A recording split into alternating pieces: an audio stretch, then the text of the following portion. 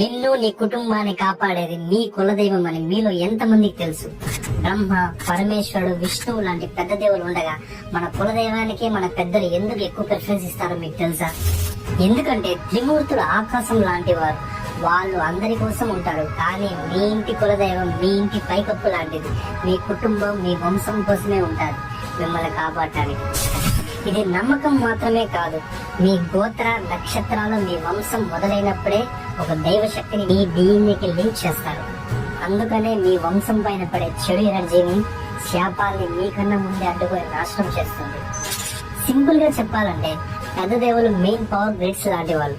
కానీ మీ కులదైవం మీ ట్రాన్స్ఫార్మర్ లాంటి వారు. ఆ ట్రాన్స్ఫార్మర్సే గానీ మనకి కనెక్ట్ కాకపోతే మీరు ఎంత భక్తి శ్రద్ధలతో ఉన్నా ఆ పవర్స్ మీ దాకా రాదు. కానీ సాడ్ న్యూస్ ఏంటంటే ఈ జనరేషన్ ఉన్న యూత్ కి ఎక్కువ కబడ్డీ ఫ్యాన్స్, కావడి భక్తులు ఎక్కువ మంది ఉన్నారు. వాళ్ళకి వాళ్ళ కులదైవం ఎవరని కూడా తెలియదు. నీకు తెలుసా మీ కులదైవం ఎవరని? నా కులదైవం అయితే మునీశ్వరుడు. మీ కులదైవం ఎవరో తెలిస్తే కామెంట్ చేయండి. వాళ్ళు ఎవరి అవతారమో నేను చెప్తాను. ఒక్కసారి నా మాట విని మీ కులదైవాన్ని ఆరాధించండి. మీ లైఫ్ లో ఎప్పుడు చూడండి మిరాకిల్స్ చూస్తారు.